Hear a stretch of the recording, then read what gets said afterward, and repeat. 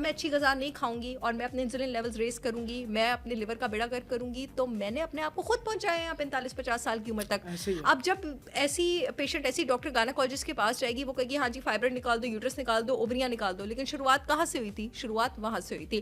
Doctor साहब अब मैं 2 सवाल, आपका टाइम बड़ा कीमती है तो मैं 2 सवाल इकट्ठे। हमारी खवातीन के पीरियड्स के बड़े इशू हैं। एक तो पीरियड्स इरेगुलर है, हो नहीं रहे, कईयों को होते हैं तो महीने में 2 बार हो रहे हैं या पूरा साल स्पॉटिंग चलती रहती है, ये क्यों होता है और इसका इलाज क्या है? अच्छा, मुझे ज़ैन सबसे पहले बहुत खुशी होती है आप इतने टेक्निकल क्वेश्चंस लेकर आते हैं, मतलब आपकी सही वो क्वेश्चंस हैं कि वाकई आपने ऑब्जर्व किया हो कि लोगों को प्रॉब्लम हो रही है। दोनों ऑपोजिट रीजंस की वजह से हैं।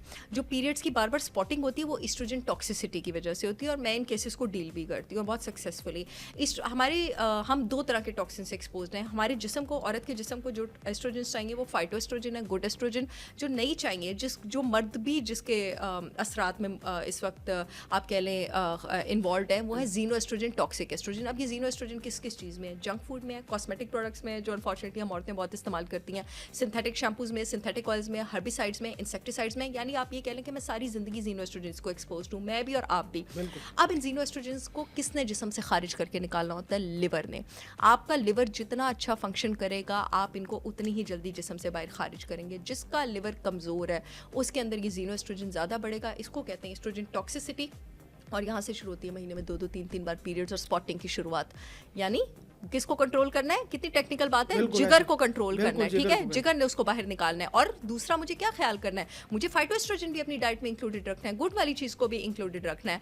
अब क्या होता है आपको पता है, ये बात सिर्फ ज़्यादा ब्लीडिंग पे ख़त्म नहीं होती है। यहाँ से छाती में सिस्ट भी बनती है, यूट्रस में सिस्ट भी बनती है, यूट्रस की लाइनिंग भी थिक होती है, एंडोमेट्रियोसिस भी होता है, यहाँ तक कि ब्रेस्ट कैंसर की जो माचिस की तीली है ना, वो आपके पास यही एस्ट्रोजन टॉक्सिसिटी है। तो मैं अपने जिगर की हेल्थ कैसे ख़राब कर रही हूँ? मैं अपने जिगर की हेल्थ ख़राब करूँगी जंक फूड खा के, वेजिटेबल ऑयल लेके, शुगरी आइटम्स खा के, बेकरी आइटम्स खा के, ये सब करके मैं अपने जिगर की हेल्थ खराब रखूंगी। मेरे जिगर की, और फाइटोएस्ट्रोजेंस जब नहीं लूंगी। फाइटोएस्ट्रोजेंस किस चीज़ों में है? फाइटोएस्ट्रोजेंस हरी सब्जियों में है आपके पास, फाइटोएस्ट्रोजेंस आपके पास स्ट्रॉबेरीज में है, फाइटोएस्ट्रोजेंस आपके पास अनार में है, फाइटोएस्ट्रोजेंस और ओमेगा 3 फैटी एसिड्स आपके पास सीड्स में है, नट्स में, ऑयल्स में, फैटी फिश में है। जब मैं अच्छी ग़िज़ा नहीं खाऊंगी और मैं अपने इंसुलिन लेवल्स रेस करूंगी, मैं अपने लिवर का बेड़ा गर्क करूंगी, तो मैंने अपने आप को खुद पहुंचाया यहाँ 45-50 साल की उम्र तक। अब जब ऐसी पेशेंट ऐसी डॉक्टर गायनेकोलॉजिस्ट के पास जाएगी, वो कहेगी हाँ जी फाइब्रोइड निकाल दो, यूट्रस निकाल दो, ओवरियां निकाल दो, लेकिन शुरुआत कहाँ से हुई थी? शुरुआत वहाँ से हुई थी।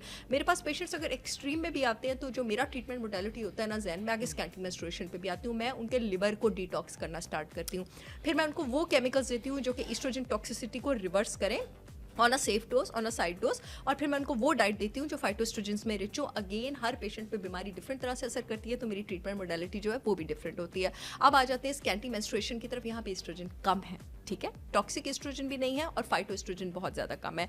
इन पेशेंट्स का ट्रीटमेंट आप, और दूसरा इनमें एंड्रोजन और टेस्टोस्टेरोन भी आपके पास ज़्यादा हो जाता है, जैसे पीसीओएस की लड़कियों में होता है। फिर हम यहाँ पे वो हर्ब्स इंट्रोड्यूस करवाते हैं जो कि आपके पास एंड्रोजन और टेस्टोस्टेरोन लोअर करता है, और वो खाने इंक्लूड करते हैं जो आपके पास एस्ट्रोजन ऊपर लेके जाता है। और अगेन लिवर हेल्थ पर भी हम गौर करते हैं। This is how we treat it.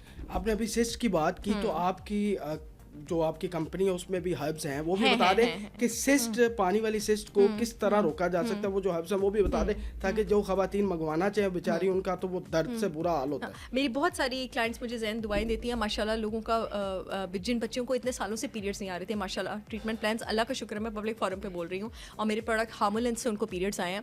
हार्मोलेंस में जनाब मैंने शतावरी, अश्वगंधा, अशोका और आंवला शामिल किया हुआ। शतावरी का लफ्ज़ शत से निकला है, आयुर्वेदिक का लफ्ज़ है। शत का मतलब है 100 से ज़्यादा फ़वाइद वाली जड़ी बूटी।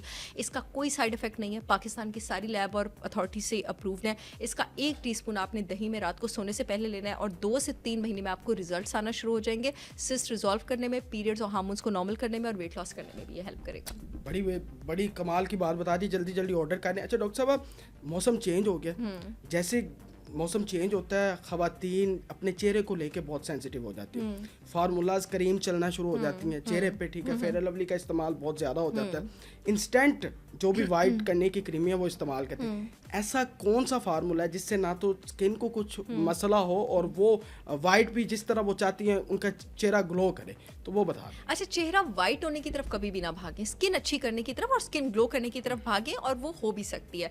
देखिए जी, आपका जो कॉम्प्लेक्शन है ये आपका एक मोस्टली जेनेटिक ट्रेट है। अनलेस एंड अनटिल आपने अपने आप को बहुत इग्नोर किया, आपने सनब्लॉक यूज़ नहीं किया, तो उसमें कॉम्प्लेक्शन ख़राब भी हो जाते हैं। लोग सनब्लॉक यूज़ ना करें, मैंने प्रॉपर देखा है, इतने गोरे चिट्टे लोगों का प्रॉपर डार्क कलर हो जाता है। सबसे पहले देखिए जी, अपनी जीन्स की इज्जत करें, अपने कॉम्प्लेक्शन की इज्जत करें जो अल्लाह ताला की तरफ से आपको मिले, और यकीन करें कि अल्लाह ताला ने आपको जो कॉम्प्लेक्शन, कद, जिस्म तो खैर हमारे अपने बस में होता है आफ्टर सर्टेन टाइम, और नाक नक्शा दिया वो आपके लिए बेहतरीन था। हाँ, स्किन आपको अपनी बेटर करनी चाहिए, स्किन आपकी ग्लो करनी चाहिए। खास करके औरतों के लिए एक औरत के हार्मोन्स जितने अच्छे होंगे ना, उसकी स्किन उतनी ज़्यादा अच्छी होगी।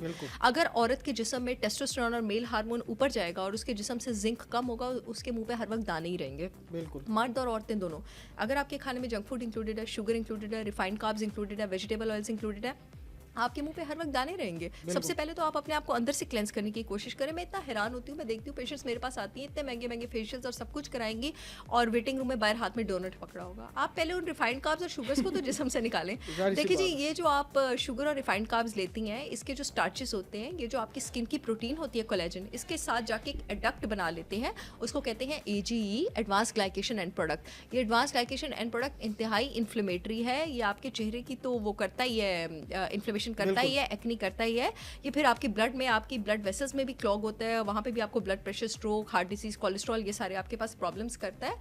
Also vitamin A, vitamin D, vitamin E और ओमेगा 3 फैटी एसिड्स की इंटेक अगर आपकी डाइट में अच्छी होगी तो आपकी स्किन चमकेगी, आपको कुछ नहीं करना पड़ेगा।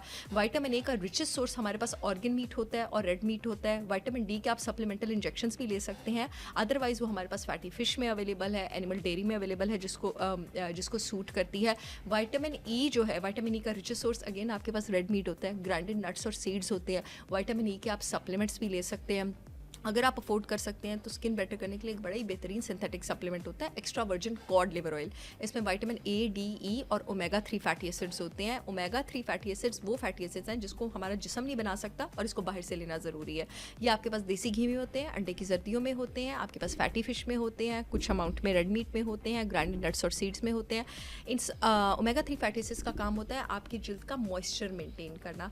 जिस इंसान के जिस्म में ओमेगा 3 फैटी एसिड्स अच्छे नहीं होते, उसकी स्किन ड्राई और क्रैकी होती है, उसकी बालों की भी जो होते हैं ना, एक टिपिकल सी स्केली सी अपीयरेंस होती है। ओमेगा 3 फैटी एसिड्स आई हेल्थ और हार्ट हेल्थ और ब्रेन में इन्फ्लेमेशन कम करने के लिए भी बहुत अच्छे हैं।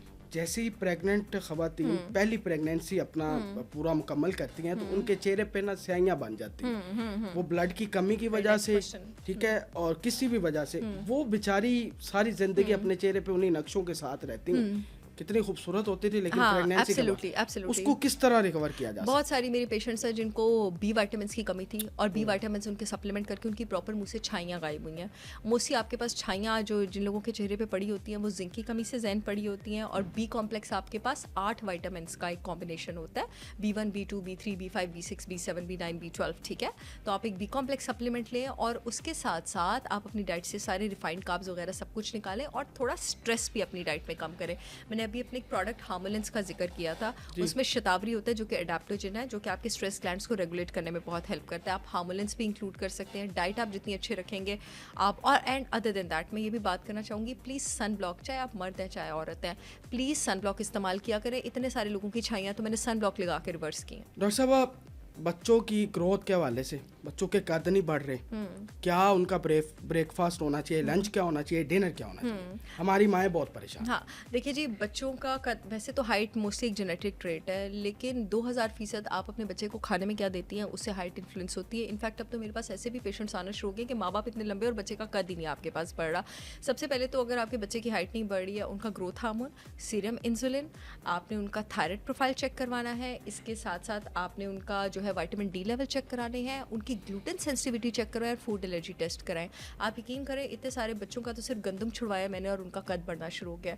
सिर्फ गंदम छोड़ने? ग्लूटेन सेंसिटिविटीज हैं अब इतनी कॉमन है कि अगर आप ग्लूटेन सेंसिटिव है ना तो आपकी इंटेस्टाइन और आपकी आंतें थ्रू आउट टीयर होती रहती हैं। आप सोचिए, अगर इंटेस्टाइन और आंतें थ्रू आउट टीयर होती रहेंगी तो मेरा जिस्म न्यूट्रिएंट्स अब्जॉर्ब करेगा? मेरा जिस्म न्यूट्रिएंट्स अब्जॉर्ब नहीं करेगा। कि न्यूट्रिएंट्स अब्जॉर्ब नहीं करेगा तो मेरा कद कैसे बढ़ेगा?